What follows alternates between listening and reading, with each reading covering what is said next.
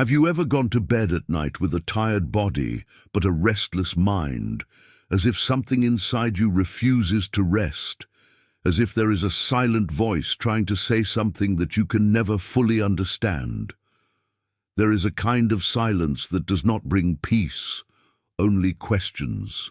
And maybe you've felt it when everything is dark, when the world slows down, but inside you something is still awake, watching, waiting, almost as if there was a presence there, invisible, but real. And then the weather seems strange. The minutes pass more slowly, the thoughts repeat themselves, and that feeling that is difficult to explain begins to grow, as if you are on the verge of understanding something important. But it never gets there. It's like an echo that comes back, like a whisper that you can't fully pick up. You close your eyes, try to sleep, but something insists, something that is not noise, is not common fear, it is deeper. It's as if your soul is trying to remember something that your mind has forgotten. What if I told you that this is not empty, that this moment that you call restlessness can, in fact, be one of the most important moments of your spiritual life? There is an ancient mystery, a form of communication that does not depend on audible words nor on human logic, but that has always been present, hidden in plain sight, waiting only for someone to notice. There is a pattern that crosses generations, something that men and women of the Bible lived intensely, but that today almost no one realizes. It is not something complicated. It does not require deep knowledge, but it does require sensitivity. It's simple, and at the same time powerful enough to completely change the way you live, feel, and understand your own life. Because there is a way. Little talked about, almost forgotten, but absolutely real. A kind of encounter that happens when you least expect it, in a place where you can't pretend, where your defenses fall and your essence is exposed before God. And today, something is going to be revealed here that can change the way you look at your nights forever. It's not a theory, it's not something distant, it is alive. And if you stay until the end, you can begin to perceive even today what previously went unnoticed, as if a new door opened within you. In a dream or in a vision by night, when deep sleep falls upon men, when they fall asleep in bed, then open the ears of men and seal up their instruction. Job 33:15-16. And along this path, you will realize that none of this is by chance, because each teaching reveals how God continues to act even when you don't realize it, using simple moments like rest to speak, heal, and direct your life in a deep way.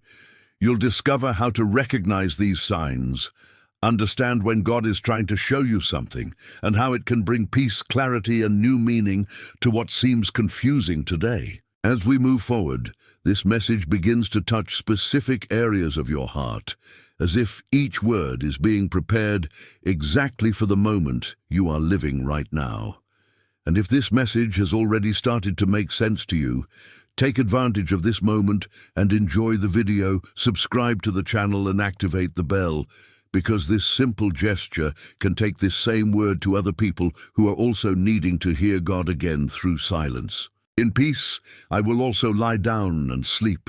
For you alone, Lord, make me dwell in safety. Psalms 4:8. And this is where something starts to sink deeper in a way that many ignore, because the dreams you have are not just random fragments of your tired mind, nor meaningless images that appear and disappear, but can be, in many cases, carefully formed messages, loaded with meaning, waiting for the right moment to be understood. The Bible shows this clearly in the life of Joseph of Egypt, a man who not only dreamed, but who was prepared by God to understand what others could not even decipher. Joseph had dreams when he was still young, and at that time he himself did not fully understand what was being revealed. But those dreams already pointed to a future that seemed impossible. The most impressive thing is that before the interpretation came clearly, God worked his heart in silence, in suffering, in rejection, and in waiting. This reveals something powerful. Not every dream is meant to be understood immediately, because God doesn't just deliver answers, he builds the character needed to sustain them. Years later, already in Egypt, Joseph comes across something that changes everything. Pharaoh had disturbing, repetitive dreams, loaded with symbols that no one could explain. It was as if something was being announced, but it was hidden behind images that required more than human intelligence. It was at that moment that José accessed what had been prepared inside him. He did not interpret it out of his own skill, but out of spiritual sensitivity, understanding that the dream was actually a direct message from God about what was to come. This completely changes the way you see what happens while you sleep, because it shows that God does not speak in a superficial way. He uses symbols, repetitions, sensations, because there is a spiritual language that does not depend on ordinary logic. And maybe you've had dreams that seemed different, more intense, more alive, almost as if they carried something beyond. But you ignored them, thinking they didn't matter. What few realize is that God often prepares the heart before revealing the meaning, because without preparation, even the right message can be misinterpreted. Therefore, faithfulness in the secret, in the small moments, in the way you position yourself before God, directly influences the clarity of what you receive. Pharaoh's dream is one. What God will do, he showed to Pharaoh. Genesis 41:25. And if, in some way, this is touching you in a different way, as if it were awakening something you have already experienced or felt, do not ignore this feeling. Sometimes God begins to speak like this, subtly but profoundly. If this made sense to you, write in the comments Amen, because a simple answer can mark the beginning of something much bigger happening inside you. And maybe you've already realized that there's a difference between the noise of the day and the silence of the night, because during the day everything competes for your attention. Everything talks at the same time. Everything requires quick responses. But when night comes, something changes. The environment slows down, the sounds decrease, and what previously went unnoticed begins to gain space within you. It is precisely in this scenario that God's voice often manifests itself most clearly, not because he only speaks at night, but because there is finally room to hear him. Samuel's story reveals this in a profound and at the same time very simple way. He was still young, had no spiritual experience, did not fully understand who he was or what God wanted to do through his life. And even so, it was in that quiet environment while he was lying down that something began to happen. He heard a voice calling his name. It was not a common thought. It was not imagination. It was real, so real that he got up and went to Eli, thinking someone had called him. This has happened more than once, and this detail is important because it shows that God did not give up when Samuel did not understand the first time. The voice repeated. He called again. And this reveals something that many people need to understand. God is patient in the process of making himself understood. It does not require immediate perfection, but a willingness to learn to recognize.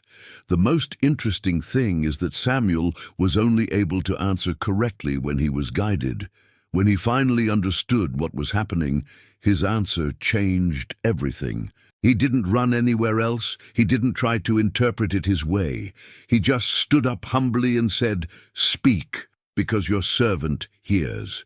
And this is exactly what transforms an ordinary experience into a real encounter with God. Silence then ceases to be an emptiness and becomes a space of preparation. It is there that the heart slows down, that the defenses fall, that the soul becomes more sensitive. And maybe what you've always called silence, in fact, was God waiting for the right moment to be noticed, because learning to listen to God is not something that happens all at once. It is a relationship that is built. It is a recognition that develops over time. Then the Lord came and stood there and called as at other times, "Samuel, Samuel." And Samuel said, "Speak, for your servant hears." 1 Samuel 3:10. And if that word is awakening within you a sincere desire to hear God more clearly, maybe this is the time to respond too. Write in the comments, "Speak, Lord, your servant hears," as a way to open up that space within you. And by leaving your like, you help other people to also begin to recognize that voice that has never stopped speaking. And there is an even deeper point that many do not realize, because it is not just about hearing the voice of God, but about understanding that this voice, in many moments, comes loaded with practical, specific direction, capable of protecting, repositioning, and even avoiding paths that would bring pain. It is not just something spiritual in the abstract sense. It's real direction for life, decisions that change entire stories while everything seems to be silent. This is exactly what happened to Joseph, the man chosen to take care of Jesus as a child. He wasn't in a temple, he wasn't in a moment of intense prayer in front of people, he was sleeping. And it was there, in that state where many think nothing happens, that God delivered an urgent, direct, and non-negotiable instruction. An angel appeared in a dream and told him clearly what he needed to do. Get up, take the boy and his mother, and flee to Egypt. Notice the depth of it. It was not a suggestion. It was not something symbolic. It was a strategic orientation that needed to be obeyed immediately. There was a real danger, invisible to human eyes at that time, but completely clear to God. And the protection came before the problem manifested itself. This completely changes the way we see God's care, because it shows that He not only comforts after pain, but often prevents it from happening. Now think carefully. How many times have you felt something strong inside you, a direction, an impression, something that came unexpectedly, maybe even during the night, but you ignored it because it didn't seem logical? Joseph's story reveals that immediate obedience can be the difference between living a deliverance or facing something that could have been avoided. And the most impressive thing is that Joseph did not question, did not hesitate, did not try to adapt the message to what was most comfortable. He simply stood up and did exactly what he was told. This readiness reveals an aligned heart, one that was already sensitive enough to recognize when God was speaking. This shows that God continues to deliver directions like this, clear to those who are willing to listen and, above all, to obey. Because it is not enough to understand, it is necessary to act. And many of the answers you seek during the day may be being delivered at times that you haven't yet learned to fully value. And when they had departed, behold, the angel of the Lord appeared to Joseph in a dream, saying, "Arise and take the child and his mother and flee into Egypt." Matthew 2:13. And if something inside you is beginning to understand that God may be directing you in ways you haven't fully realized yet, maybe it's time to give you a simple but sincere answer. Write in the comments, "God guides me," as an act of faith, as someone who decides to trust even when he doesn't understand everything. Because sometimes a small attitude makes room for something much bigger to happen. And there is something even deeper happening while you sleep, something that does not just involve direction or messages, but a silent process of healing that you often don't even notice because it doesn't happen on the surface. It happens in the most hidden parts of your soul. They are old wounds, stored emotions, pains that you learn to ignore during the day, but that are still there, waiting for a touch that goes beyond words. During the day, the mind is busy, distracted, trying to sort everything out, trying to keep control. But when night comes, that control decreases, and that's exactly when God starts acting in a different way. He doesn't need to compete for attention. He doesn't need to break the noise, because now there is space. and it is in this space that he begins to restore that which no one sees. Maybe you've woken up in a few days feeling lighter without understanding exactly why, as if something has been rearranged inside you. Or maybe you've experienced the opposite, restless, heavy nights, as if something was being worked on intensely.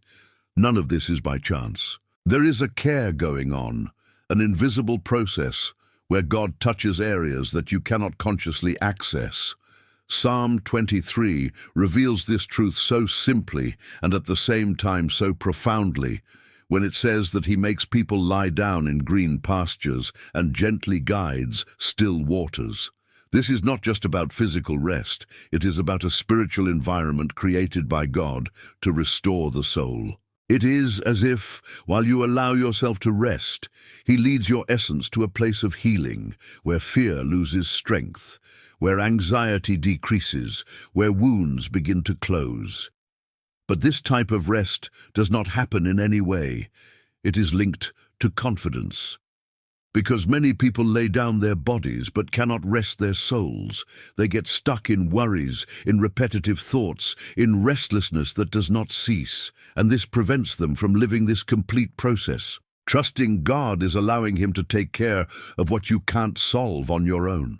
And maybe what you need today is not more effort nor more immediate answers, but learning to truly rest. Understanding that God continues to work even when you are not doing anything, because there are things that will not be solved by force, but by surrender. Lying down makes me in green pastures, gently guiding me to still waters. It refreshes my soul. Psalms 23, 2-3. If you've been here so far, it's because something inside you recognizes that God is calling you to a deeper level of rest and healing. In the end, we will live a special moment of prayer, where you will be able to surrender everything that has weighed on your heart and allow God to renew your strength. So stay with me, because that might be the turning point your soul has been waiting for. And as you begin to realize that God can speak while you sleep, a question arises that few have the courage to face in depth. How do you know when it's just an ordinary dream? And when is it something spiritual? Because not everything that passes through the mind during the night carries a divine meaning, but it also does not mean that everything is just the result of chance. There is a subtle, almost invisible line that separates the natural from the spiritual, and this is exactly where discernment comes in. Many people ignore important experiences because they don't know how to interpret, while others get confused by trying to make sense of everything. And this imbalance prevents them from living what God really wants to reveal. Spiritual discernment is not born of haste nor of anxiety for answers, but of a continuous relationship with God, where sensitivity is developed little by little. Daniel is one of the greatest examples of this ability. He not only received revelations, but understood what was hidden from everyone else. When the king had a disturbing dream and no one could interpret it, Daniel did not trust his own mind, nor human logic. He sought God. And it was in this positioning that something extraordinary happened. What was hidden was revealed. This shows that the secret is not only in the dream itself, but in the source of the interpretation. Because God is not a God of confusion. When he speaks, there is a purpose, there is a direction, there is a clarity that, even if it does not come immediately, reveals itself at the right time for those who sincerely seek. And maybe you've experienced moments when you woke up with a different feeling, as if that dream had a greater weight, a presence, something that wasn't common. Sometimes they are not clear images, but impressions, feelings, warnings, or even an inexplicable peace. This can be a sign that there is something beyond, something that needs to be brought before God with attention. To develop this discernment is to learn not to react impulsively, but also not to ignore. It is to observe, pray, keep in the heart, and allow God to bring understanding at the right time. Because the closer you get to him, the more sensitive you become to recognize what comes from him. He reveals the deep and the hidden. He knows what is in darkness, and with him dwells the light. Daniel 2:22. And if you feel like you need to grow in that discernment, as if something inside you is being awakened right now, make that a simple but meaningful answer. Write in the comments, "Lord, I receive your teachings," as an act of surrender, and leave your like so that more people also find that clarity that only God can reveal. And there is something even more subtle happening in this invisible territory that few can clearly perceive, because it is not just dreams or direct messages, but signs, small details, impressions, directions that come up while you sleep and that often go unnoticed when you wake up, but that carry a silent purpose. God doesn't just speak in one way. He communicates in different ways, and signs are one of those deep languages that require sensitivity to recognize. The problem is that many expect something always great, something evident, when in fact God often works in detail, in what seems simple, but which carries a powerful direction. During the night, when your mind slows down, these signs can appear as a warning, as a confirmation, or even as a redirection that avoids paths that you don't even imagine could bring difficult consequences. In the Bible, we see several moments when important decisions were made based on revelations received during sleep. These were not coincidences. They were not just vague impressions. They were precise interventions, because the invisible always precedes the visible. Before something happens in the natural world, it has often already been dealt with in the spiritual, and it is at this level that God acts to protect, align, and lead.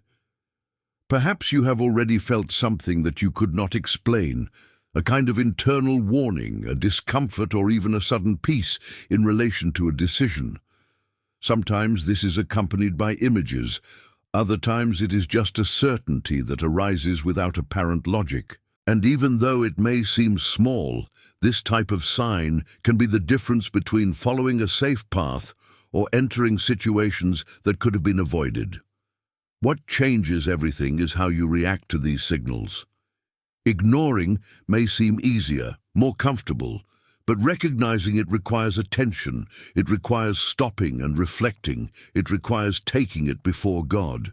Because the more you value these small directions, the more sensitive you become, and the clearer everything starts to be. God doesn't want to confuse you. He wants to guide.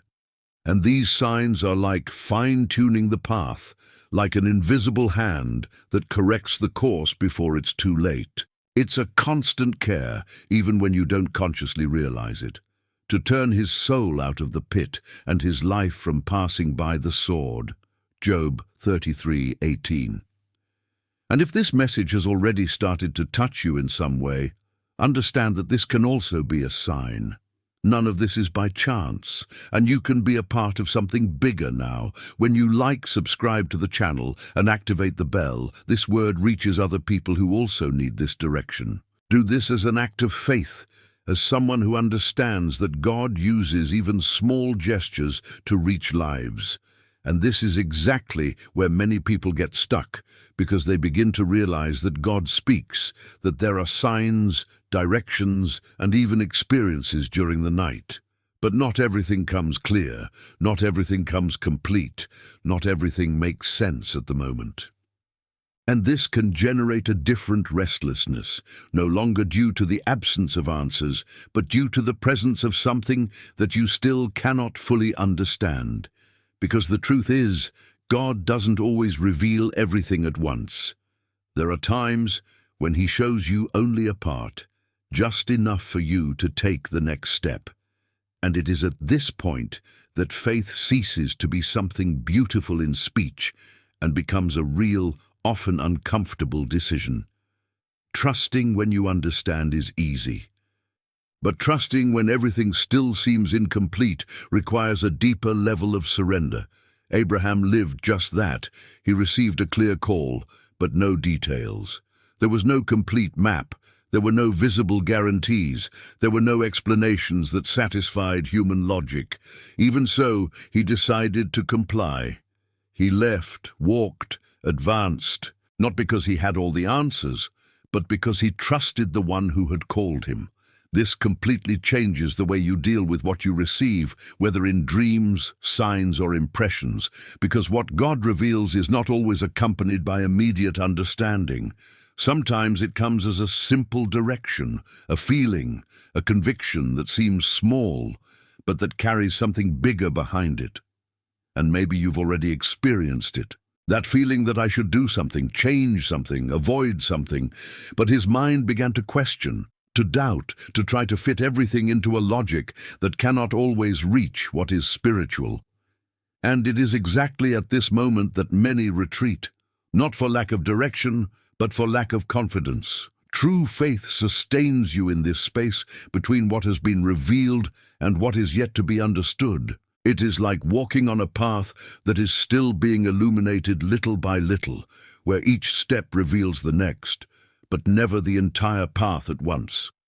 By faith Abraham, being called, obeyed, going to a place which he was to receive as an inheritance.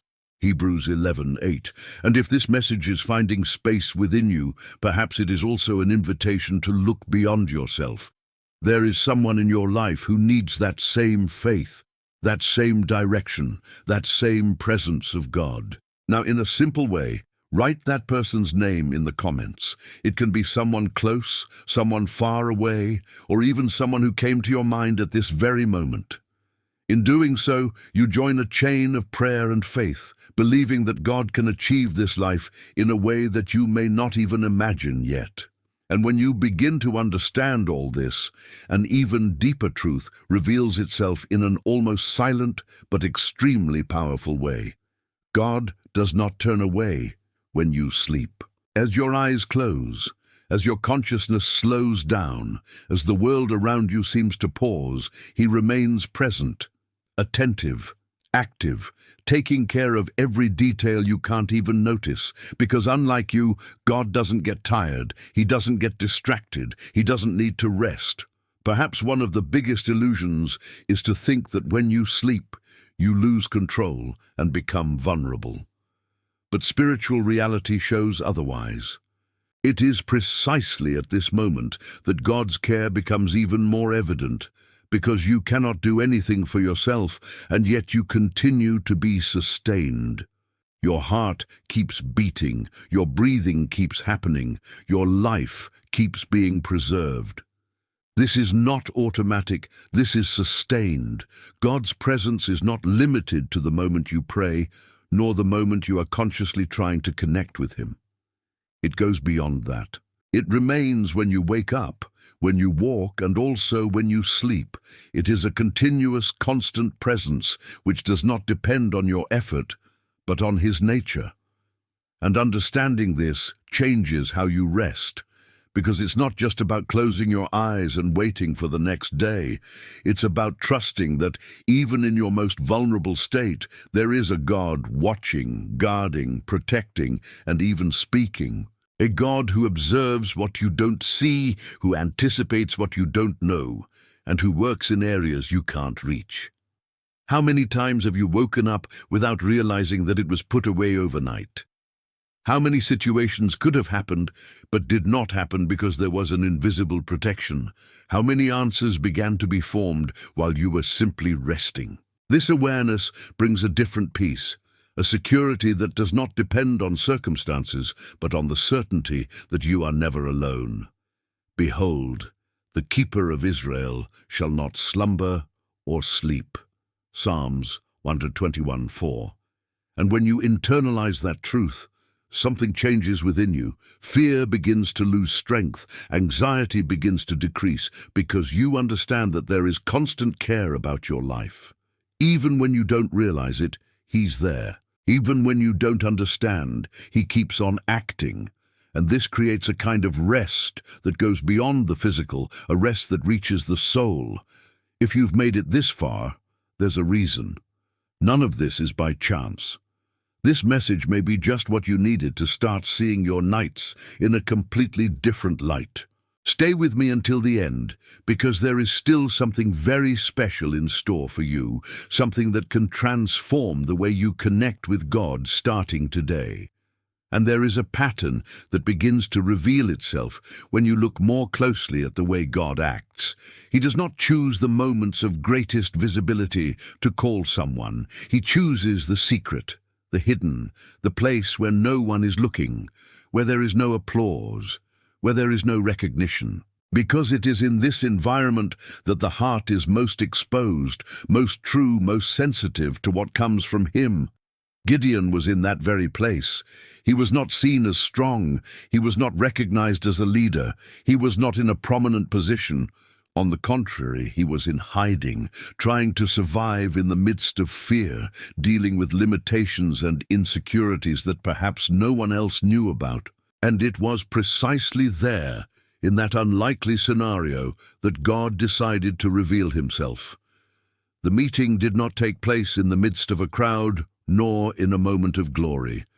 It happened in the silence of an ordinary routine, where everything seemed too small to carry something great. And that's what makes this story so powerful, because it shows that God doesn't depend on external circumstances to start something extraordinary. It starts from the inside out. When the angel of the Lord appears and calls Gideon a mighty man of valor, there is something that completely breaks human logic. Because Gideon did not see himself that way. In his own eyes, he was the smallest, the least prepared, the most unlikely. But God was not speaking based on the reality that Gideon saw. He was declaring that which already existed in the purpose, even though it had not yet manifested itself. This reveals a profound truth. God's call is not born of ability, it is born of choice. And when God calls, He begins an internal, often silent process where identity is restored, where vision is adjusted, where the heart begins to understand something that once seemed impossible. And perhaps this is exactly what is happening to you at levels that you have not yet fully realized. Because God's call does not always come with immediate clarity. Sometimes it comes as a restlessness, as a discomfort, as a feeling that there is something more, something that has not yet been lived. And this often manifests itself in moments of stillness, when you are alone, when everything slows down, when there are no distractions to drown out that inner voice. The most challenging thing is that this call requires sensitivity to be recognized. He doesn't force, He doesn't scream, He doesn't impose Himself. He invites. And only those who are willing to listen can perceive that in the midst of silence, God is already speaking. Then the angel of the Lord appeared to him and said to him, "The Lord is with you, O mighty man of valor." Judges 6:12. And when that call begins to echo within you, something even deeper begins, barely perceptible at first, but powerful enough to completely change who you are inside. Because God does not work first on what others see, He begins on what no one can see. Before any external manifestation, there is an internal process being built with precision, silence, and purpose. David is one of the clearest expressions of this truth. Before being recognized as king, before facing giants, before being remembered by crowds, he spent years in anonymity, away from the eyes, tending sheep, living seemingly ordinary days. But it was in this simple, hidden place that something extraordinary was being formed within him. It wasn't just skill, it was character. It wasn't just courage, it was intimacy with God. While no one was watching, David was learning to trust, to listen, to depend. He faced lions and bears without an audience, developing a faith that did not need recognition to exist. And this reveals something essential. What God builds in secret sustains what He reveals in public. Without this invisible process, any position becomes fragile. Often people get frustrated because they don't see immediate results. They don't notice external changes. They don't receive recognition. But what they don't understand is that God is working on a deeper level, adjusting thoughts, healing emotions, aligning intentions. It's a kind of transformation that doesn't make noise, but that changes everything. And maybe you're exactly in that kind of process right now. A time when it seems like nothing is happening, where the answers are not visible, where progress cannot be measured by human eyes. But that doesn't mean no action. It means God is working where it really matters, because when the right moment comes, what was built in the invisible begins to manifest itself in a natural way, not as something forced, but as a result of a deep alignment. And that's why God looks at the heart, because that's where it all begins. For the Lord does not see as man sees the outward, but the Lord the heart. 1 Samuel 16:7. And if that word has found you right now, maybe it's because something inside you is being shaped, even if you don't see it clearly yet.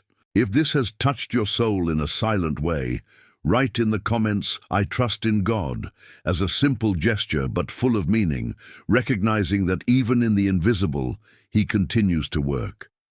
And there is an even more sensitive point in this journey, because not every message from God comes with smoothness and waiting time. There are times when He speaks urgently, accurately, with a sense of alertness that cannot be ignored. And the most impressive thing is that many times these warnings do not arrive in moments of agitation, but exactly during rest, when everything seems too peaceful to carry something so decisive. The Magi lived this clearly. They had fulfilled their mission, found Jesus, delivered their gifts, and everything indicated that they would return by the same route as had been agreed with Herod. To human eyes, there was no reason to change plans. But God, who sees beyond the visible, knew exactly what was being prepared in secret. And it was during a dream that everything changed. A direct revelation, without beating around the bush, without room for doubt. Don't go back down that path. It was an urgent warning, a clear direction that needed to be obeyed without question. Because what was at stake was not just a choice of route, it was the preservation of a higher purpose. This reveals something that many have not yet fully understood. There are times when God is not only guiding, He is protecting. And this protection is not always noticed immediately, because it often prevents something that you will never get to see happen. It is a silent deliverance, an invisible intervention that alters the course of your story without you realizing it at the time. But there is a condition to live this: sensitivity and readiness. Because when God speaks with urgency, there is no room for delay, no time to negotiate, no room to adapt the message to what seems most comfortable. The response needs to be immediate. And it is exactly at this point that many fail, not for lack of direction, but for hesitation. Maybe you've felt this at some point. A clear direction, a strong discomfort, a feeling that something should change quickly.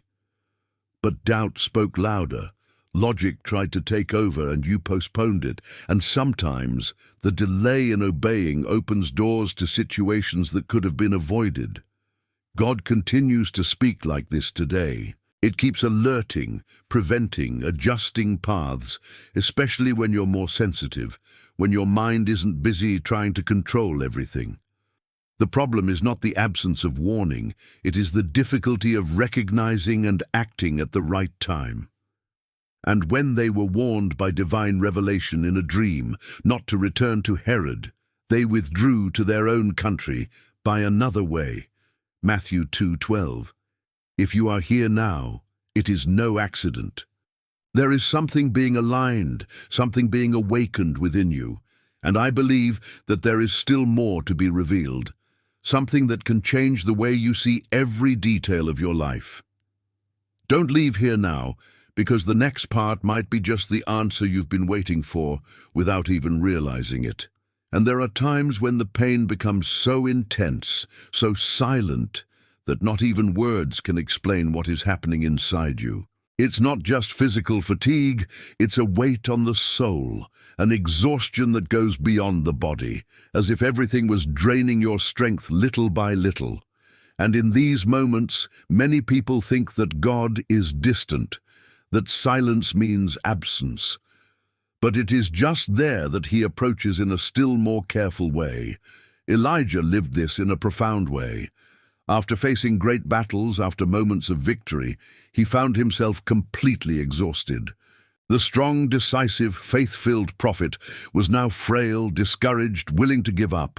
He isolated himself, lay down under a tree, and simply let his body rest, as someone who no longer had the strength to continue. And what God did at that moment reveals something extraordinary.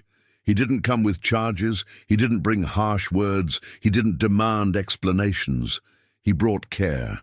While Elijah slept, God began to act. An angel touched him, awakened him gently, and beside him there was food, there was provision, there was just what he needed to get up again.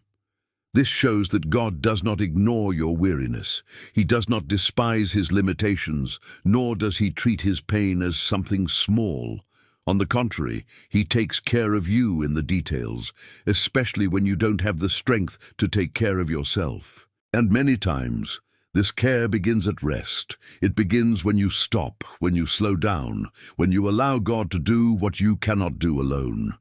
How many times have you tried to solve everything by force, trying to maintain control, trying to move forward even though you are broken inside? And perhaps what you needed most was not more effort, but a real moment of rest, where God could touch exactly where it hurts, exactly where it hurts. Rest, in this sense, is no longer just a break and becomes a place of restoration. It is where God feeds your soul, renews your strength, and prepares you to continue. Even if you don't realize it at the time, something is being rebuilt within you. And he lay down and slept under the juniper, and behold, an angel touched him and said unto him, Arise, eat. And he looked, and behold, at his bedside was a loaf of bread baked on the coals, and a cruse of water. 1 Kings 19:5-6. And if, upon hearing this, you recognize that God has taken care of you even in the most difficult moments, even when you thought you were alone, then make it a simple expression of your faith. Write in the comments, Amen, as if recognizing that even in silence, God continues to be good, continues to sustain, continues to restore. And there is something even deeper than receiving direction, stronger than a momentary signal, more stable than a passing emotion. It is the promises that God plants within you. These are not loose words, they are not vague ideas, they are convictions that form in silence, often in moments of total surrender, when you are no longer trying to understand everything, but just trust. Abraham lived just that. At a time when everything around him seemed to contradict what he wanted, God calls him out, away from what limited him, and makes him look to heaven. It was not just a symbolic gesture, it was a spiritual alignment. God was taking his eyes off the immediate reality and directing him to something greater, something that did not yet exist, but which was already established in the divine plan. And when God says that his offspring would be like the stars, he's not just making a beautiful promise. He is sealing something in Abraham's spirit, something that would sustain him even when the years passed and nothing visibly changed. Because God's promises do not depend on circumstances to be true, they exist even before any evidence. This reveals something essential for those who are learning to listen to God, especially in these quieter moments, such as at night. Often, what you get is not an immediate response, but a promise. Something that has not yet happened, but that begins to take shape within you as an inexplicable certainty. And this certainty becomes an anchor. When doubts arise, when reality does not seem to cooperate, when time passes and everything remains the same, it is this promise that sustains. Not because you see it, but because you know it. Not because it makes logical sense, but because it was planted in a deeper place. Perhaps you have felt something like this, a conviction that arose at an unexpected time, perhaps even during a silent night, something that you cannot explain, but also cannot ignore. And even if everything around you says otherwise, it remains inside you. And he took him away, and said, Look now unto the heavens, and count the stars, if thou canst count them, and said to him, So shall your descendants be. Genesis 15:5. And that's what God continues to do today. He still plants promises in willing hearts. He still speaks of futures that seem far away. He still establishes truths that time cannot erase. But to live this, it is necessary to keep, protect, and feed what has been received, even when no one else sees it. And if you're here now, it's because that word has found its way within you for a reason. There is still much to be revealed, much to be understood, and each part of this path is preparing you for something greater. Stay until the end, because what God can speak to you today can mark a new beginning in your life. And when everything seems too dark, when life loses its luster, when the answers do not arrive and the silence becomes heavy, it is in this scenario that many believe that God has moved away.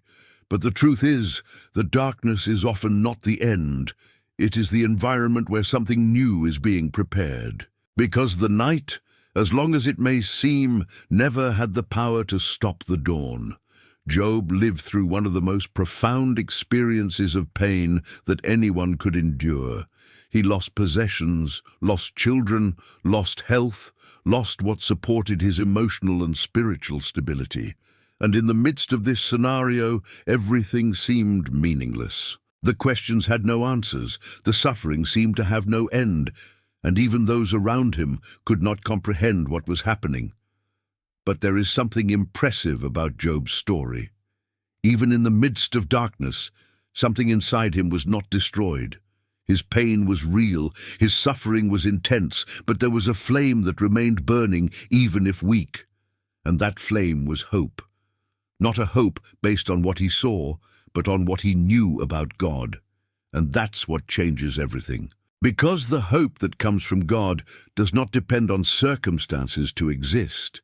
It is not born of logic or evidence, but of a deep trust that remains even when everything seems to the contrary. And often, it is during these moments of silence, even during rest, that God begins to rekindle this hope in a silent way. Perhaps you've experienced nights when it seemed like everything was lost, when the weight was too great, when the future seemed uncertain. But even in those moments, something inside you refused to give up completely. This is no coincidence. It is God sustaining something inside you that not even pain could erase. Darkness does not define your destiny. She may even be part of the process, but she does not have the final word. Because God also works in this environment, molding, strengthening, preparing. And when the right time comes, what seemed lost begins to be restored in ways you didn't imagine. And you will have confidence, because there will be hope. You will look around and rest safe. Job 11:18. And maybe now you still don't see clearly what is being prepared. Maybe there are still unanswered questions. Maybe the path still seems uncertain. But that doesn't mean God isn't at work. On the contrary, it may be exactly the moment when He is building something deeper within you, something that goes beyond what your eyes can reach at this moment. And there is something that many people have not yet realized. Because when they think about their spiritual life, they imagine that everything depends only on what they do, what they pray, what they understand. But there is an invisible dimension happening at the same time, a network of intercession that continues to be active even when you are asleep, even when you have no strength, even when you do not know how to pray. The early church lived this intensely. When Pedro was arrested, the situation was critical, impossible to human eyes. He was guarded, surrounded, with no apparent way out. Everything indicated that this would be the end of his freedom, perhaps even his life. But while he was there, physically limited, something powerful was happening outside that prison. The church did not stop. People were gathered, praying continually, raising their voices to God, interceding without ceasing. And that detail changes everything, because it reveals that while Peter rested, while he waited, there was a spiritual force being released through others. He was not alone. Even without seeing, even without hearing, there was a cover being established. And what happened next was no coincidence. God answered that intercession in a supernatural way. The doors that were closed opened, the chains were broken, and Peter went free. This shows that the invisible governs the visible in ways that you often fail to perceive in the moment. Now think carefully. How many times have you been in difficult situations without knowing that there were people praying for you? How many times have you been sustained without understanding where the strength came from? There is something greater happening when there is a united community of faith, when people stand before God not only for themselves, but for each other. And this also connects with what happens during the night. While you sleep, while your mind rests, there are prayers being said. There are intercessions being raised. There is a spiritual movement going on that goes beyond what your eyes can see. You may even feel lonely at times, but that doesn't mean you're helpless. Peter was kept in prison, but the church continually prayed to God for him. Acts 12:5. And maybe now you're realizing that this message is not only for you to keep, but also to share. There are people who need that same covering, that same consolation, that same hope. When you like this video, subscribe to the channel and activate the bell, you become part of this chain of faith, helping this word to reach those in need. Do it as a simple but purposeful gesture, because God also uses you to touch other lives. And as you begin to notice how God speaks, guides, protects, and even restores during rest, one truth becomes clearer and clearer. He doesn't reveal everything at once. There is a process, a path being built little by little, where each stage has a specific purpose, where each revelation arrives at the right time, preparing you for what is yet to come. Jose is a living example of this. It all started with dreams, images that pointed to something big, something that seemed too far from the reality he was living at that moment. But those dreams were only the beginning. They were not the complete picture. Between the promise and the fulfillment, there was a long road, full of steps that at first glance seemed disconnected. He was rejected, sold, wronged, forgotten. And in each of these phases, something was being shaped within him: character, patience, dependence on God. Because if he had received it all at once without going through this process, he might not have been prepared to sustain what God had planned. This reveals something essential. God does not hide the rest of the way to confuse you, but to prepare you. Each step carries an internal build that will be needed for the next level. And many times, what you call delay is actually preparation. Perhaps you have experienced moments when you felt that God showed you something, a direction, a promise, a conviction. But time passed and nothing happened as you expected. And this can generate frustration, doubt, even the feeling that something has gone wrong. But what you don't see yet is that there is a sequence being formed, a progression that makes sense in God's time. Just like the light of dawn, which does not appear all at once, but gradually grows until it completely illuminates the day, God's purpose is also revealed in this way. First a little light, then more clarity, then deeper understanding, until everything falls into place. And even during rest, during the times when you think nothing is happening, God continues to organize these steps. He keeps preparing situations, lining up details, working within you, so that when the time is right, you not only receive it, but you're ready. But the path of the righteous is like the light of dawn, which shines brighter and brighter until it is perfect day. Proverbs 4:18. And maybe what you need now is not more immediate answers, but confidence in the process. understanding that each phase has value, that each detail is being used, and that what has not yet been revealed is not lost. It is just being prepared for the right time.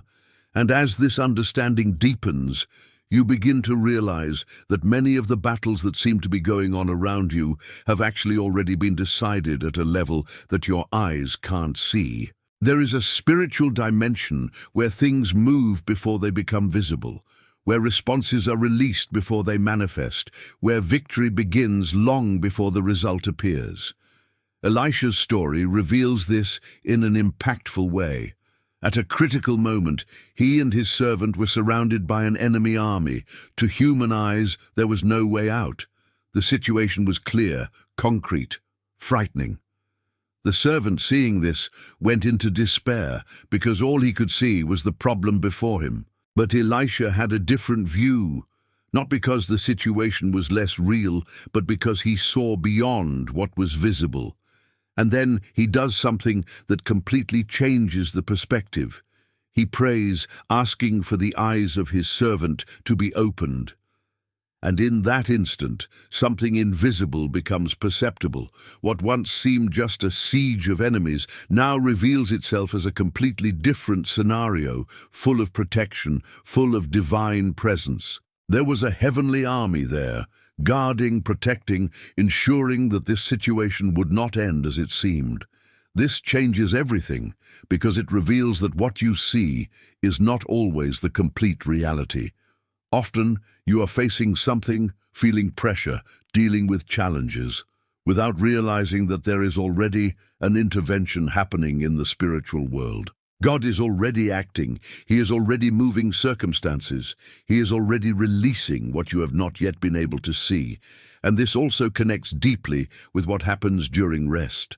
While you sleep, while your mind is not trying to control everything, God keeps working. He keeps fighting battles that you don't have the strength to face. He keeps establishing victories that you will only see later.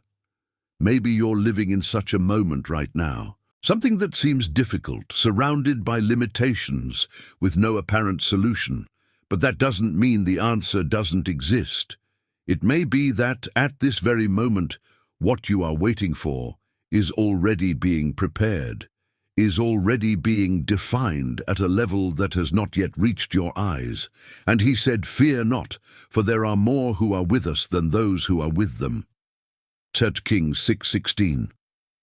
And if that truth is starting to make sense to you, as if something inside is being strengthened right now, don't let it go unnoticed. Write in the comments, "God cares for me," as a way of declaring what you may not yet see, but which is already happening in the invisible. And after all this, there is a point that many ignore, but that completely defines what comes next: renewal. Because there is no point in receiving direction, signs, promises, and even deliverances if your inner strength is not restored. God doesn't just guide you to new paths, He prepares you to endure what those paths require. And this preparation, most of the time, happens in silence, in rest, in moments when it seems that nothing is happening. Moises lived this intensely. He was not only a leader who led a people, he was someone who needed to be constantly renewed by the presence of God to continue. There were times when the weight was too great, when responsibilities seemed to exceed their limits, when the journey seemed too long to continue with the same strength. And it is exactly at these moments that something different happened. Moses would move away, climb the mountain, enter a place of encounter with God. There was no crowd there, there was no external pressure, there were no human demands. There was silence, there was presence, there was a kind of rest that was not just physical but spiritual. And it was in this environment that it was renewed. This reveals something essential. You were not created to live only on effort. There is a source that needs to be constantly accessed, a presence that renews what time, struggles, and responsibilities wear out. And often, that access happens when you slow down, when you stop, when you allow God to do what you can't do on your own. Maybe you're trying to go on without this renewal, trying to keep going with your own strength, trying to keep everything in control, trying to respond to everything with what you still have. But there comes a time when this is not enough. And not because you're weak, but because God wants to teach you to depend on Him on a deeper level. And that's exactly where rest takes on a new meaning. Not just any pause, but as a meeting place where God strengthens, lifts, restores, and prepares you for what is yet to come.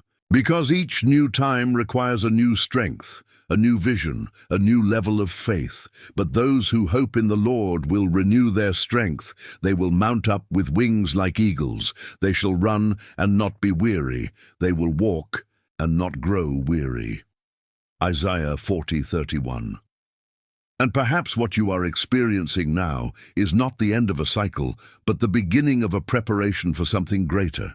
Something that demands more from you, but which will also be sustained by a force that does not come from you. So don't ignore this moment. Don't rush the process, because what God is doing now can define everything that comes after. What you will hear next may be just what you needed to understand what God is doing in your life right now. Stay until the end, because there is something being prepared that you can't see yet, but that can change everything. And it is exactly at this point that many are confused, because they expect God to always speak in an intense, visible, unquestionable way, as if each direction were accompanied by something great, impossible to ignore. But the truth is that most of the time, God chooses the opposite path.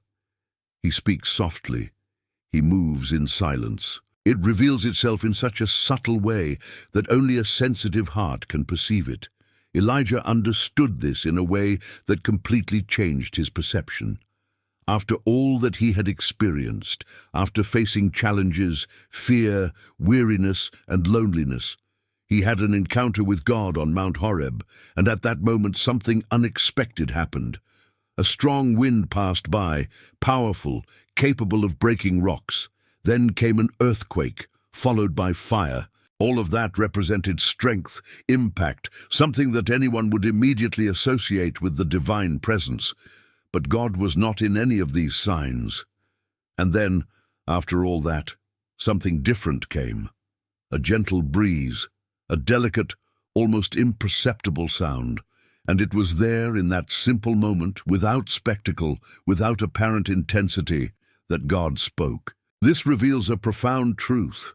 Not everything that catches the eye carries God's voice, and not everything that seems small is insignificant, because God's voice doesn't have to compete with noise. She finds those who are willing to silence inside. And often, it's during rest, during stillness, during those times when you're not trying to control everything, that voice becomes clearer.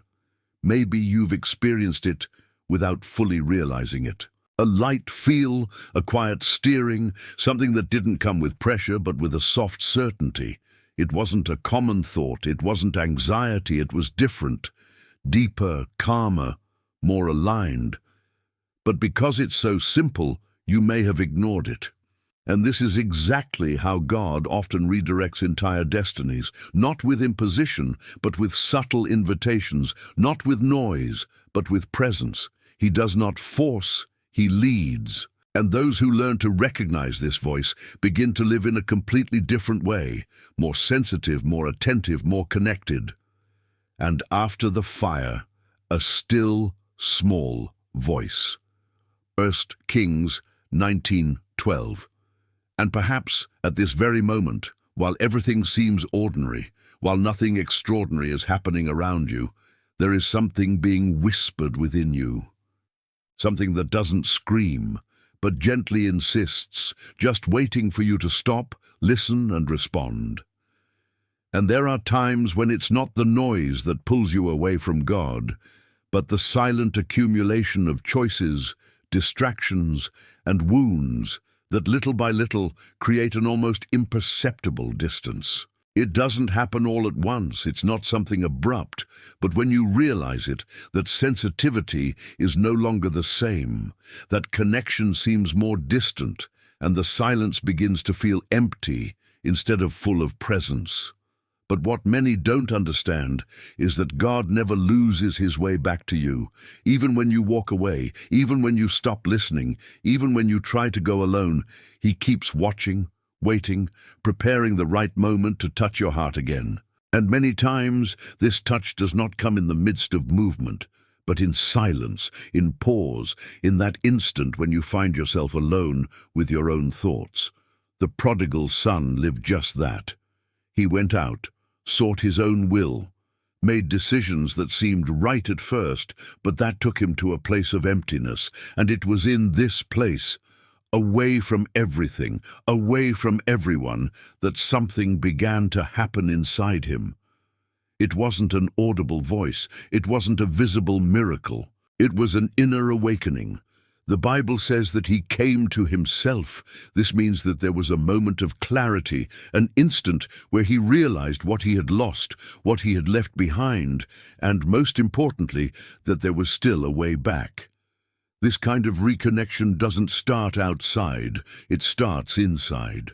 It is when something changes in your perception, when the heart opens again, when the longing for God's presence begins to speak louder. And maybe that's exactly what's happening to you right now. Something inside you is being touched, not forcefully, but truthfully. A memory, a sensation, a desire to get closer again, to hear again, to feel again what was once so real. And most importantly, it is never too late. God does not close doors to those who decide to return. He does not reject, he does not accuse, he does not ignore. He receives, it restores, it reconnects. And often this process starts right where you are right now, without needing big moves, just a willing heart. And he came to himself and said, "How many of my father's hirelings have an abundance of bread, and I perish here of hunger?" Luke 15:17. And if something inside you recognizes this need to get closer again, maybe this is the time to take a simple but sincere step. Write in the comments your prayer request, what is in your heart, what you feel needs to be restored. By doing so, you will not be alone, but connected to a current of faith where lives are touched and God continues to act in real ways. And the further you go on this journey, the more you realize that there is a kind of encounter with God that doesn't happen in a crowd or in the fast pace of life, but in moments of loneliness. And this may seem strange at first, because many people associate being alone with emptiness, with absence, with meaningless silence. But in the spiritual dimension, solitude can become the most crowded place there is. Jesus demonstrated this clearly at various times. Even though he was followed by crowds, even though he was constantly surrounded by people who sought answers, healing, and direction, he often withdrew. He moved away from everything, looking for isolated, silent places, far from the movement. And it wasn't just out of tiredness, it was out of spiritual necessity. He knew that there was something in that secret place that could not be replaced by anything external. This reveals a profound truth. Intimacy with God is not built in public, it is born in secret. It is when you are alone, without distractions, without interference, without having to appear anything, that the relationship becomes true. That's where you can be who you really are, without filters, without masks, without haste. And it is precisely in this environment that God's voice becomes clearest. Not because he speaks louder, but because you are finally in a position to listen. Silence is no longer uncomfortable and becomes an invitation. A space where thoughts calm down, where the heart slows down, where something deeper begins to emerge. Maybe you've already avoided these moments.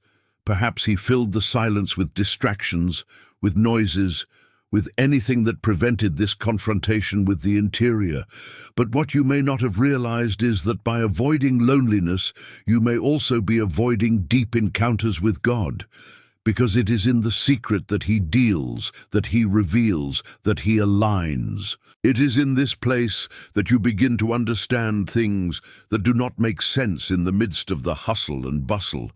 It is where answers emerge in a simple way, where peace is established without explanation, where presence becomes real in a way that words cannot describe.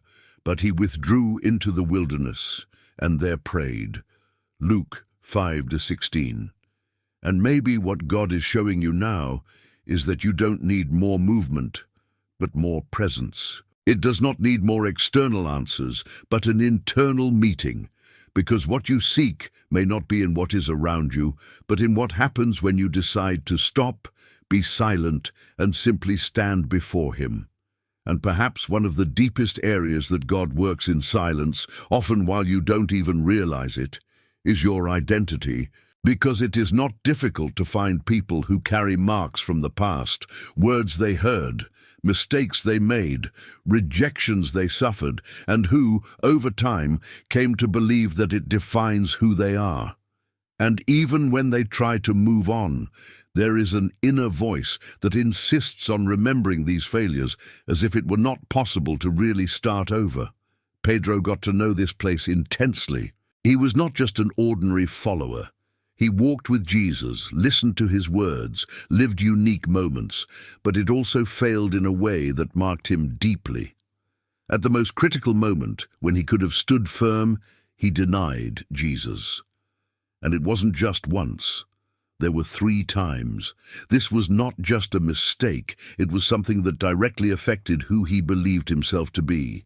And after that, the silence must have been heavy. The guilt, the shame, the doubt, all of this starts to take place when someone feels that they have failed at something so important. Perhaps Peter thought that it was all over, that there was no more room for him, that his story with Jesus had been cut short because of what he did. But it is exactly at this point that something extraordinary happens. Jesus does not ignore Peter. He does not discard him. He does not define him by error. On the contrary, He calls you to a meeting. And in this meeting there is no accusation, there is restoration. Jesus asks a simple but profound question, "Do you love me?"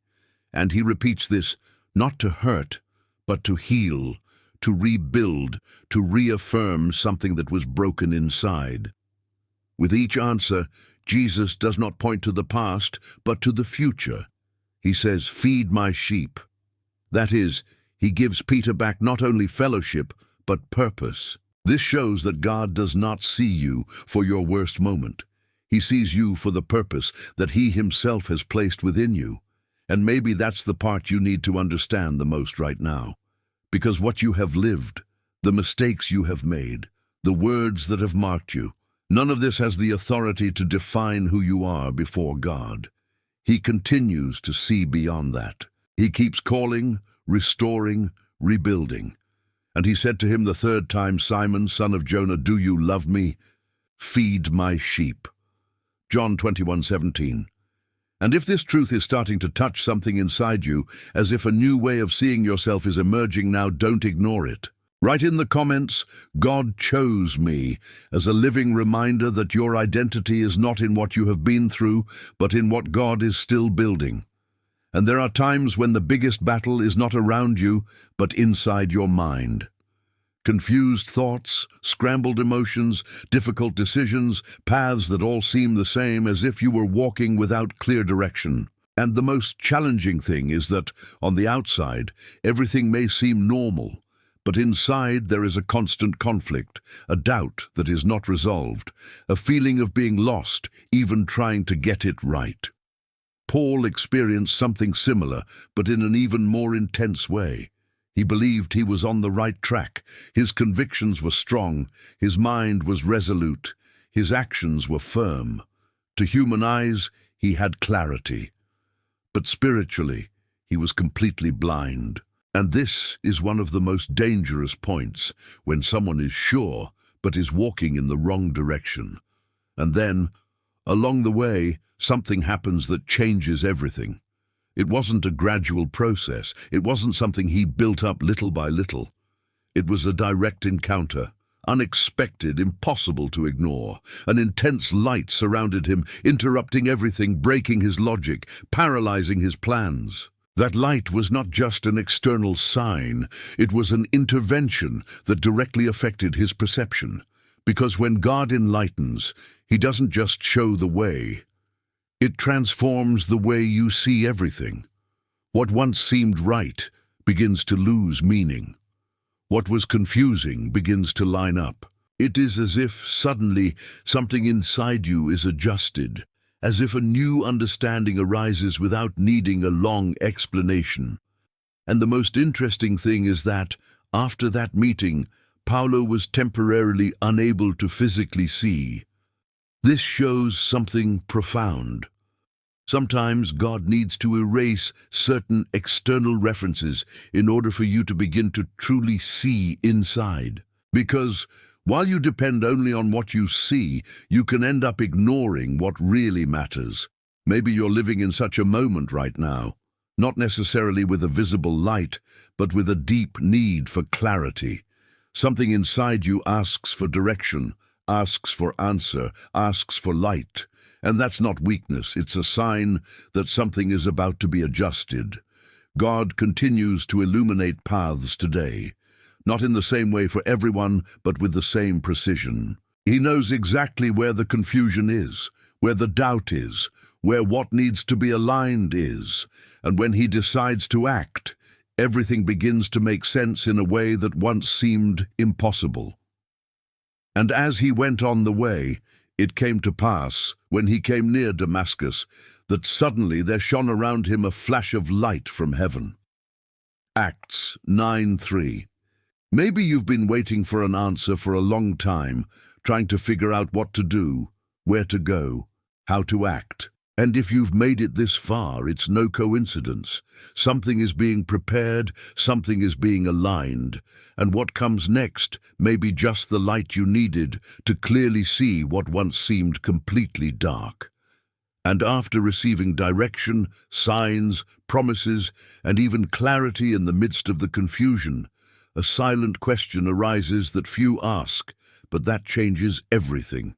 What makes you truly able to recognize God's voice constantly? Because it is not just about isolated moments, but about a lifestyle, an internal posture that makes room for this communication to continue happening. This is where something that many do not properly understand comes in: the fear of the Lord. It's not fear in the human sense, it's not distance, it's not insecurity, it is reverence. It's recognizing who God is so deeply that it changes the way you live, think, and decide. It is a constant awareness of His presence, which transforms even the simplest details of your life. Solomon understood this from the beginning. When he had the opportunity to ask for anything, he didn't ask for wealth, he didn't ask for power, he didn't ask for recognition, he asked for wisdom. But it was not an empty request, it was a response from a heart that already carried reverence. He knew that without God, even the greatest achievements would be empty, but with God, even the most difficult decisions could be guided with precision. And what happened from that reveals a powerful principle. God not only gave Solomon wisdom, he released something that surpassed the natural, a deep understanding, an ability to discern beyond the obvious, a sensitivity that made him capable of perceiving what others could not. This didn't just come from knowledge, it came from a posture before God. And that's exactly what connects with everything you've been understanding so far, because recognizing God's voice, perceiving signs, interpreting dreams, understanding directions, all this becomes clearer when there is this fear, this reverence that keeps the heart aligned. Without this, everything can become confusing. With this, even what seems simple gains depth. Maybe you're looking for answers, clarity, direction, but what God desires first is your heart rightly positioned before Him. Because when this happens, what once seemed distant begins to become accessible. The voice becomes clearer, the discernment more sensitive, the walk safer. The fear of the Lord is the beginning of wisdom, and the knowledge of the Holy One is prudence. Proverbs 9:10. And if that word has found space within you, as if it's adjusting something in the way you see your relationship with God, maybe it's time to take a simple but meaningful step. By subscribing to the channel, liking this video, and turning on notifications, you stay connected to messages that strengthen this journey and help you continue to grow in this spiritual sensitivity. And there's a truth that, when understood deeply, brings a kind of relief that doesn't depend on circumstances. God doesn't change when you change. Because one of the greatest human anguish is to realize one's own failure, to recognize that one cannot always maintain constancy, that sometimes one hesitates, that at times even tries to run away from what one knows one should do.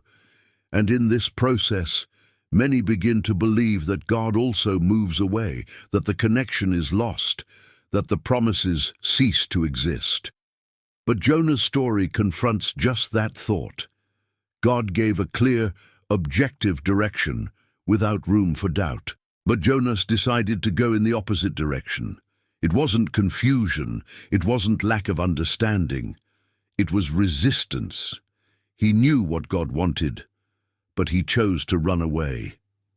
And perhaps this is one of the most human parts of the spiritual journey, when one understands but still tries to avoid it. And yet, God did not give up. This is what draws the most attention. God could have chosen another, could have ended there, could have simply let Jonah go his own way. But that is not what happened. God continued to act. Even in the midst of the flight, even in the midst of disobedience, something began to move to bring Jonah back to purpose. The storm was not an accident. The discomfort was not by chance. And even the moment when Jonah finds himself inside the belly of the big fish was not an end. It was a point of return. A place where everything was silenced around him, where there were no more distractions, where he was confronted with what he was trying to avoid. And it is interesting to realize that even there, God was still present, not to condemn, but to reposition. Because God's faithfulness does not depend on human perfection, he remains true to what he has established, even when man becomes unstable. Maybe you've experienced something like this. Moments when he knew what he needed to do, but hesitated. Moments when he tried to follow another path, to ignore a direction, to postpone a decision. And maybe this has generated within you the feeling that something has been lost. But this word shows the opposite. God keeps speaking. He keeps adjusting. It keeps creating paths, even when you try to walk away. Because what he has established is not fragile, it does not depend on his oscillations. If we are unfaithful, he remains faithful. He cannot deny himself. 2 Timothy 2:13. And perhaps what you need to understand now is that it is not too late to align again. Because even in silence, even in distance, even in moments of resistance, God has never ceased to be present and never failed to drive you back.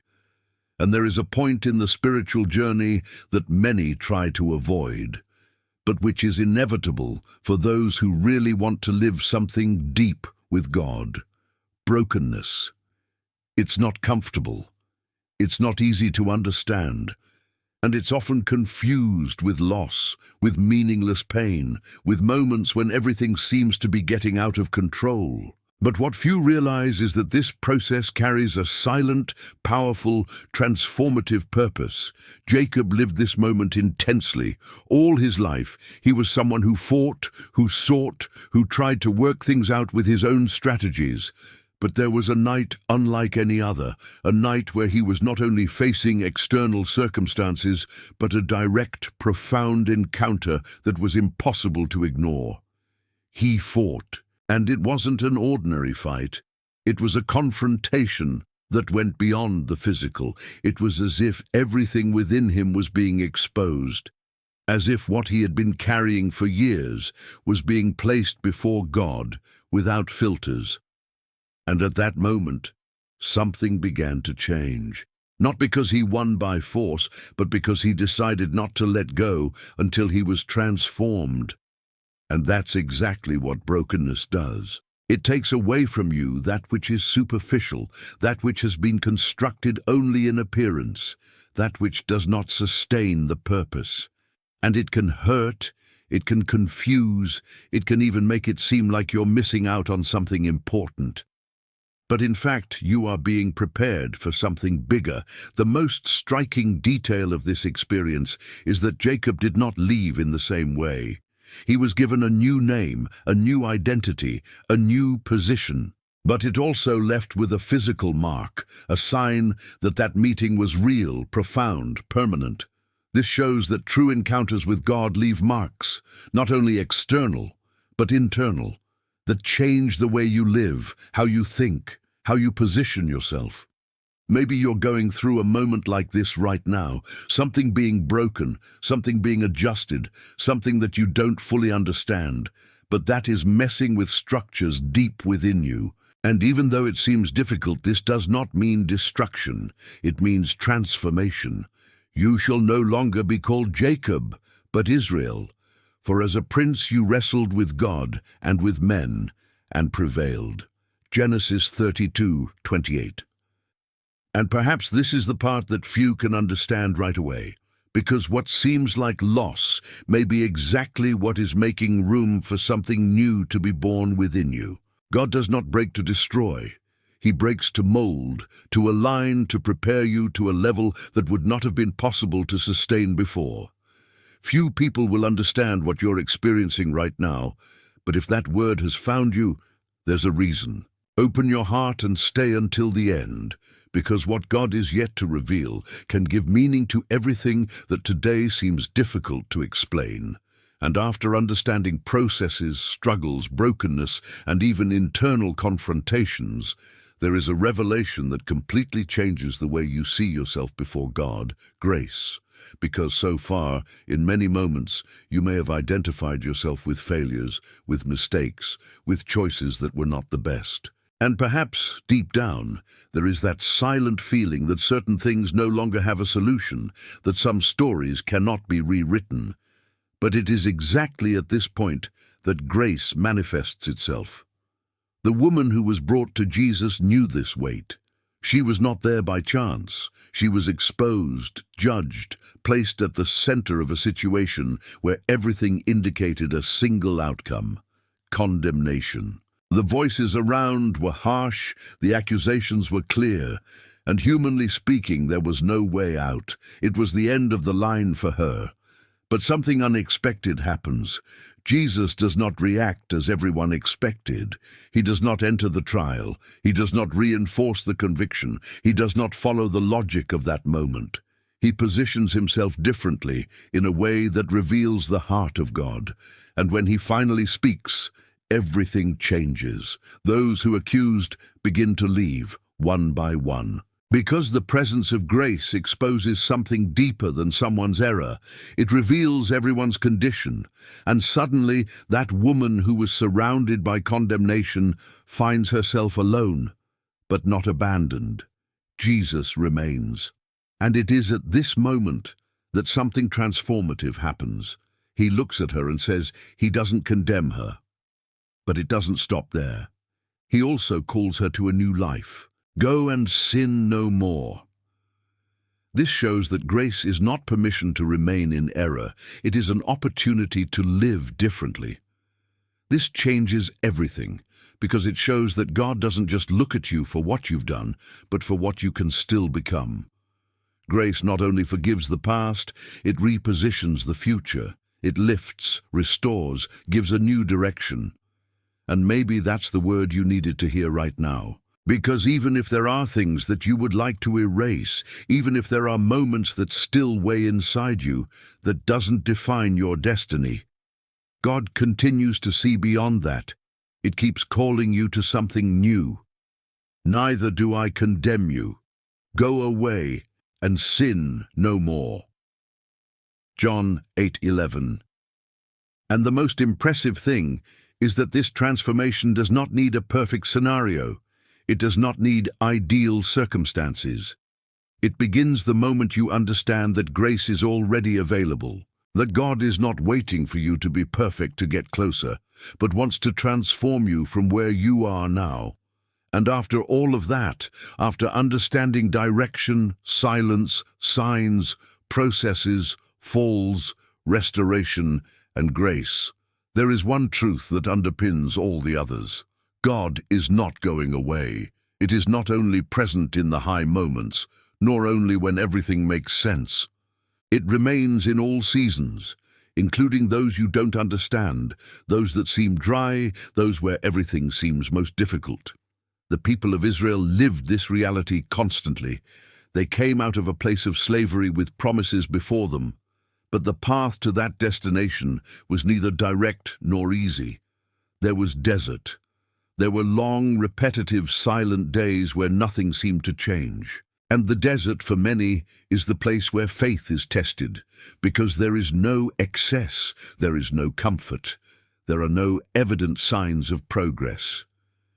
But even in this arid environment, God was present. During the day, a cloud guided them. During the night, a pillar of fire illuminated the way. This was not just a visible sign, it was a constant demonstration that they were not alone, that every step was being followed, that every direction was being led. And the deepest thing about it all is to understand that God didn't just show up at specific times. He remained. He was at the beginning, in the middle, and would continue to the end. Even when the people doubted, even when they complained, even when they didn't notice, He was still there. Maybe you're living in a kind of desert right now, a time when things seem slower, when the answers are not immediate, when the path seems uncertain. And in these moments, it is easy to think that God has moved away, that silence means absence, that waiting means abandonment. But this word reveals the opposite. Silence can be direction. The wait can be taken care of. And the desert can be a place where God is closer than ever, even if you don't realize it the way you'd like. Because God's presence does not depend on the environment. It is not limited by circumstances. It stays when everything is fine, and it stays when everything seems difficult. And this constancy is what brings security. It is what sustains. It is what keeps you firm, even when you don't understand. And the Lord went before them, by day in a pillar of cloud to guide them by the way, and by night in a pillar of fire to give them light. Exodus 13:21. And if that truth is starting to strengthen something within you, like a certainty that goes beyond what you feel at the moment, then don't let it go unnoticed. Write in the comments, "I trust God's action," as a way of declaring that regardless of the season, you choose to trust that He is still there, guiding every step of your way. And there is a moment in life when something changes inside so deeply that you can no longer continue as before. It's not just a passing emotion, it's not a momentary thought, it is an awakening, something that starts silent, almost imperceptible, but grows until it becomes impossible to ignore. It is as if God turns on a light within you, revealing that there is more, that there is something that needs to be done, that there is a purpose waiting for an answer. Nehemiah experienced exactly this kind of awakening. He was not in Jerusalem. He was not in the middle of the trouble. He was not surrounded by the ruins. He was in a seemingly stable position, living his routine. But when he heard about the city's situation, something happened inside him. It wasn't just sadness, it wasn't just worry. It was a spiritual burden. This kind of weight cannot be explained with words alone. That's when something starts to bother your soul constantly, when you try to go on normally, but it comes back, insists, stays. It is as if God is drawing your attention to something specific, something that can no longer be ignored. And the most interesting thing is that this process did not begin with action. It began in silence. It started inside him, in a place where no one saw, where no one interfered. It was there that God planted something that would later become a visible mission, but first had to be generated internally. Nehemiah did not go out talking to everyone. He did not make hasty decisions. He did not act on impulse. He carried that within himself, reflected, prayed, allowed that awakening to mature. And at a specific moment, during the night, he got up, not to make something visible immediately, but to begin to move according to what God had already placed in his heart. This reveals a profound truth. The greatest movements begin in the invisible. Before any external change, there is an internal alignment. Before any action, there is a conviction that is born in the Spirit. And often this happens in moments of silence, of solitude, even during the night, when everything is quiet, but something within you is being awakened. Maybe you're living just that right now, a restlessness that does not go away, a feeling that something needs to change, that there is a next step that has not yet been taken. And even if you try to ignore it, it keeps coming back, it keeps calling, it keeps growing. And in the night I arose, I and few men with me, and I did not declare to anyone what my God had put in my heart to do in Jerusalem. Nehemiah 2-12. And perhaps this is the time to recognize that this is not by chance. It's not just a feeling. It is a call beginning to take shape within you. And when that awakening happens, when something inside you starts moving, there comes a turning point that defines everything that comes after. Obedience. Because realizing what God is saying is only the beginning, but responding to it is what really opens up paths that would otherwise never exist. Noah lived exactly that moment. God spoke to him about something that did not yet exist, something that had never happened, something that did not make sense within natural logic. Building an ark in a setting where there were no visible signs of what was to come seemed completely unreasonable. There were no references, there were no examples, there was no external confirmation, there was only one word. And this is where many get stuck. Because obeying when everything makes sense is easy, but obeying when there is no evidence, when there is no visible guarantee, when everything seems otherwise. This requires faith on a deeper level. Noah did not have all the answers. He did not receive all the details of the future, but he decided to act on what God had revealed. And the most impressive thing is that his obedience began before any external sign. Before the rain, before the changes, before any confirmation, he was already building. This shows that true obedience does not depend on favorable circumstances, but on a confidence that surpasses what can be seen. Often God speaks to you in moments of silence, during rest, in impressions that arise when all is calm, and these directions are not always accompanied by complete explanations. They demand a response upon waking, an attitude that may seem small, but which carries something much bigger behind it. Maybe you've felt it, a direction that seemed simple, but that you hesitated because it didn't make sense at that moment. A decision that required courage, but which was postponed, waiting for more clarity. And in this process, doors that could have been opened remain closed, not for lack of promise, but for lack of action. Obedience activates the invisible. It sets you in motion inside something that cannot yet be seen, but has already been prepared. And when you decide to take this step, even without understanding everything, something starts to align. Paths arise, doors open, situations begin to organize themselves in a way that logic cannot explain. By faith, Noah, being divinely warned of things not yet seen, was afraid. And for the salvation of his family, he prepared the ark, Hebrews 11:7. And perhaps what is before you now is not just an idea, but an instruction waiting for an answer. Not something to be fully understood first, but something to be obeyed. Because what God begins to reveal in silence is only fully manifested when he finds a heart willing to act. And even when you choose to obey, even when you begin to walk in the direction God has shown, a new heart-challenging test arises, trusting that he will provide at the right time. because it is in this space between the step of faith and the manifestation of the response that many feel insecure. It's where logic tries to come back, where anxiety starts to speak louder, where the question appears, will it work?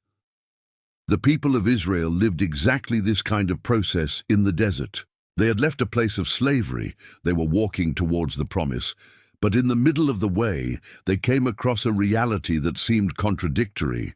There were no plantations, there were no reserves, there were no natural means of sustenance. And humanly speaking, it seemed like a scenario of lack. But God had already prepared something that they could not yet see. The provision did not come in an accumulated way. It did not come in excess for the future. But it came at the exact time, in the right measure every day. Manna fell from the sky, something supernatural, unexpected, impossible to be produced by human hands. And this carried a profound lesson. God doesn't just provide, He teaches you to trust continually, because they couldn't save it for the next day. They had to depend again, day after day. This broke human control, broke the anxiety of wanting to secure everything yourself, and created a relationship based on daily trust. And the most impressive thing is that this provision happened even when they were doing nothing, even while they were resting.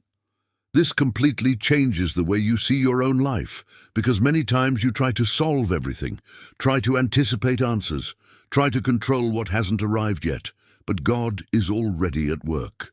Even when you don't see, even when you don't understand, even when it seems like nothing is happening, He goes on sustaining. Maybe you're in a moment where things haven't completely fallen into place yet, where the answers haven't arrived yet, where there's an expectation that hasn't been met yet. But this does not mean the absence of provision. It means that it is still at the right time to manifest itself. And the Lord said unto Moses, Behold, I will rain down unto you bread from heaven. Exodus 16:4. And the deepest part of it all is to understand that God does not fail in care. He is not late. He does not forget. He does not lose control. It sustains, even in the details you don't even notice, even in the moments when you are simply resting. And this confidence transforms the way you walk, because it takes the weight off trying to solve everything yourself. In the next few minutes, something even deeper will connect with all of this that you are understanding now. There is a detail that few realize, but that can reveal how God is acting exactly in your life at this moment. Be aware, because this can be a direct signal to you. And there is something that many desire, but few understand how it is formed: true spiritual authority. It's not something that is built in front of people. It's not born of exposure. It doesn't come from beautiful words or the appearance of strength. It is born in the secret, in the place where no one sees, where there is no applause, where there is no human recognition. It is there in intimacy with God that something begins to be formed from the inside out. Daniel is a clear example of this. He lived in an environment completely contrary to his faith, surrounded by pressures, decrees, and systems that tried to silence his fellowship with God. But what sustained Daniel was not the surrounding environment, it was what he cultivated in secret. His life was not built on isolated moments, but on constant, daily, firm discipline. Even when he knew there was a decree forbidding prayer, even when it put his own life at risk, he did not change his stance. He didn't trade his intimacy with God to protect himself. He didn't adapt his faith to fit in. He continued doing what he always did, entering his secret place, kneeling, praying, giving thanks. And this is exactly what reveals where his authority came from. It wasn't something he activated only in difficult moments. It was something that was already established within him. When the time came to face the lion's den, what had been built in silence manifested itself in a visible way. Protection, firmness, confidence. All of this was the result of a life aligned with God. This shows that spiritual authority is not something you seek directly. It is a consequence of intimacy. The deeper your relationship with God, the more natural the manifestation of that authority becomes, not as something forced, but as something that flows, that settles, that reveals itself at the right moment. Maybe you're looking for answers, direction, even strength to face difficult situations. But what God is showing you is that all of this begins in intimacy, in the moments when you choose to stop, to pray, to connect, even when no one is watching, because it is in this place that its foundation is being built. And often it is during silence, during rest, during those moments when you are seemingly alone, that this connection is strengthened even more. It's not about doing a lot, it's about staying. It's about cultivating something real, constant, profound. And when Daniel heard that the deed was signed, he went into his house, and 3 times a day he knelt down and prayed and gave thanks before his God. Daniel 6:10. And maybe what you need now is not to seek more visibility, but more depth. Because what is built with God in secret is what sustains you in any situation. And there is a level of experience with God that goes beyond answers, beyond direction, beyond even visible miracles. It is peace.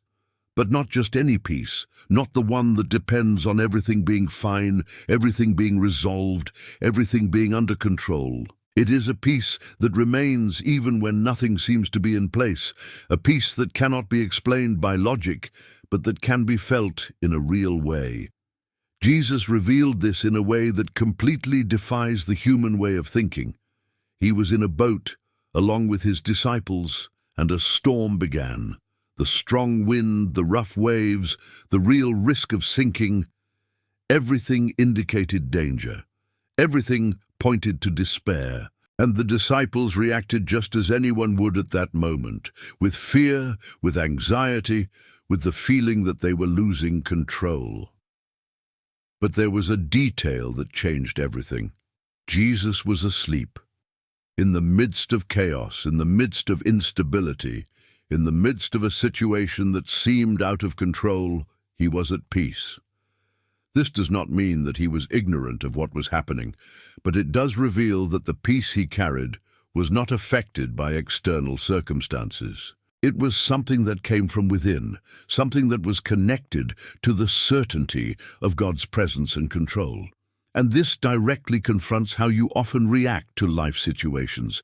Because it is easy to feel peace when everything is quiet, when there are no problems, when everything is under control. But true peace is revealed when the surrounding environment is uncooperative, when the scenario is unstable, when the answers have not yet arrived. Maybe you're living through a storm right now, something that stirs your emotions, that generates insecurity, that takes away your tranquility. And the most challenging thing is that the more you try to control it, the more you realize that there are things that are beyond your hands. But this word reveals something profound. Peace is not in the absence of the storm, it is in the presence of God within it. When Jesus stands up and rebukes the wind and the sea, the calm comes. But before that, peace was already present within him. And that's exactly what God wants to establish within you. A peace that does not depend on what happens outside, but on the certainty that he is with you in any situation. And he awoke and rebuked the wind and said to the sea, "Be still, be still." And the wind was still, and there was a great calm. Mark 4:39. And perhaps at this moment, what you need most is not for everything to be resolved immediately, but for that peace to begin to fill you inside. Because when that peace is established, you begin to see differently, to react differently, to live with a security that comes not from circumstances, but from the constant presence of God. And there is a detail that many ignore when they begin to understand this spiritual dimension. It is not enough just to feel peace. It is not enough to just listen. It is not enough just to rest. It is necessary to be vigilant, because while the body rests, the spirit needs to remain attentive. The spiritual life does not work automatically. It requires awareness, it requires positioning, it requires attention that goes beyond what is natural. Jesus showed this very clearly in Gethsemane. That was one of the most intense moments of his journey, a moment of pressure, of decision, of total surrender. And while all this was happening, he calls his disciples close, not only to be present, but to participate spiritually in that moment. He makes a simple but profound request: watch and pray. But what happens next reveals something that is repeated to this day. The disciples sleep. Physical fatigue speaks louder, spiritual attention is lost, and they cannot sustain that level of vigilance. And when Jesus meets them, he brings a truth that crosses time. The spirit is ready, but the flesh is weak. This shows that there is a constant struggle between what you desire spiritually and what your body tends to do naturally. And that's exactly why vigilance is necessary, not as a burden, not as an obligation, but as an active awareness that there are times when you need to be attentive, even when everything seems calm. And this connects directly with what happens during rest. Because it's not just about sleeping, but understanding that your spiritual life continues, that what you feed during the day, what you allow into your mind, what you choose to cultivate, directly influences your sensitivity, your perception, your connection with God. Perhaps you have noticed moments when you were more sensitive, more attentive, more connected, and others in which he seemed distant, distracted, disconnected. This does not happen by chance. It is a reflection of how this surveillance is being lived on a daily basis. And watching does not mean living in tension, it means living in consciousness. It is knowing how to recognize when something is not aligned. It is noticing when something tries to divert your attention. It is keeping your heart positioned, even in the midst of routine. Watch and pray lest you enter into temptation. Indeed, the spirit is willing, but the flesh is weak. Matthew 26:41. And perhaps this is the key that was missing for you to understand why at times everything seems so clear and at others so distant. Because what God is building in you is not just for specific moments, but for a lifetime of attention, of sensitivity, of presence. At the end of this video, something special is going to happen. Something that can further strengthen that connection and bring a new level of clarity to what you're experiencing right now. Stay until the end, because that moment can mark a real change in your walk with God. And when all this begins to happen within someone, when the person begins to listen, discern, obey, trust, and be transformed, something inevitable arises as a consequence. His life becomes a testimony. It's not something forced, it's not something designed to impress, but it's natural, because a life touched by God carries marks that cannot be hidden. The Gadarene lived this in an extreme way. He was known for his pain, for his condition, for everything that held him back. Living among tombs, isolated, out of control, he represented someone completely dominated by a reality that seemed to have no solution. To human eyes, there was no hope. He was seen as a hopeless case, someone no one could help.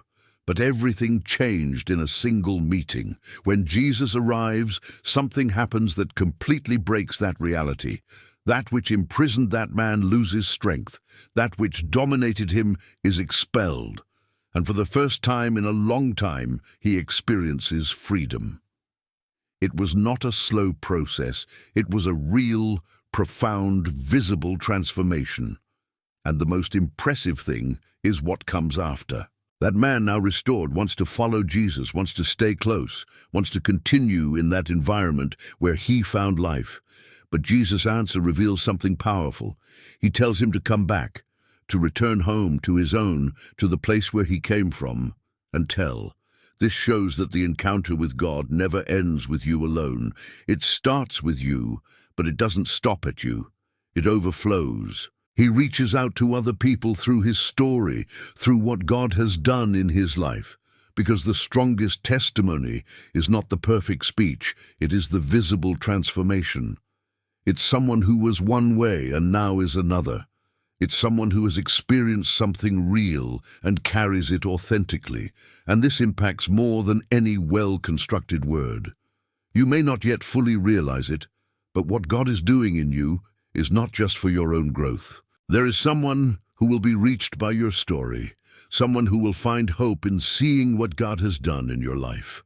Go to your house, to your people, and tell them how great things the Lord has done for you, and how He has had mercy on you.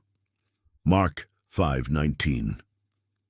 And if, upon hearing this, you feel that this message has arrived at exactly the moment you needed it, as a confirmation that something is changing within you, then don't let it pass you by in silence. Write in the comments, "I believe, Lord," as a way of declaring that you recognize what God is doing and are ready to live this new phase that is beginning to open up before you. Everything that has been revealed so far points to a simple but profound truth. It is not enough to just listen, it is necessary to respond. Because when God speaks, He doesn't just seek attention, He seeks a willing heart. Someone who not only understands, but who surrenders, who takes a stand, who allows that voice to transform everything inside. And this moment is not common now.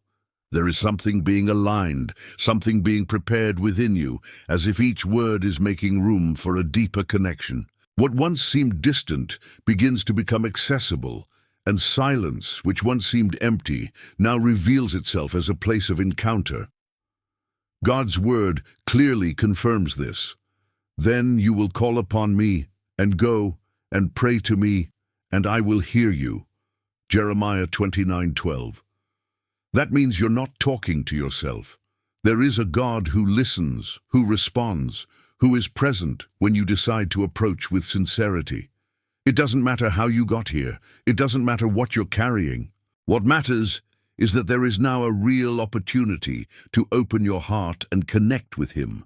So this is the time to silence everything around, to let go of distractions, to turn inward, and allow that presence to become real in your life. Let's pray together, trusting that God is hearing every word and is already at work, even before you finish speaking. Beloved Father, your presence is real even in the silence, and your voice continues to echo even when all seems quiet, because you are the God who never ceases to speak to those who seek you with a sincere heart.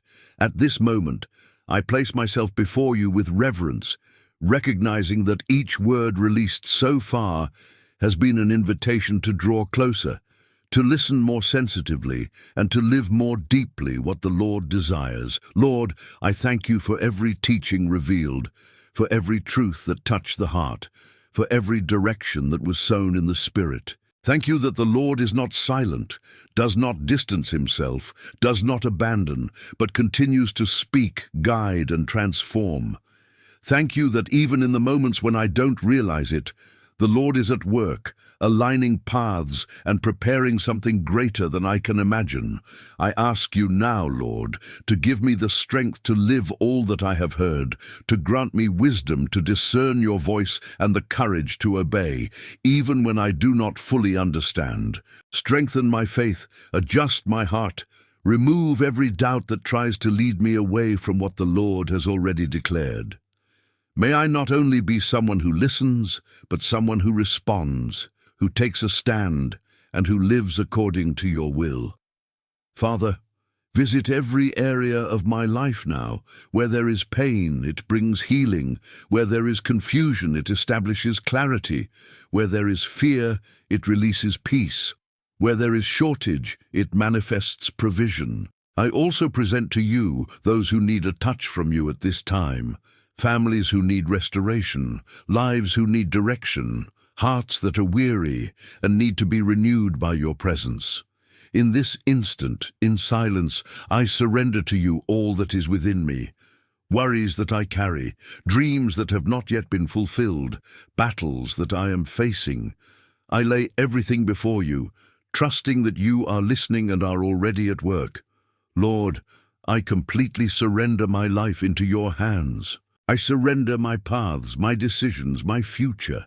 May your will prevail in everything, because I know that your plans are perfect and that you know what is best for me. Teach me to rest in you, to trust even without seeing, to stand firm even when everything seems uncertain.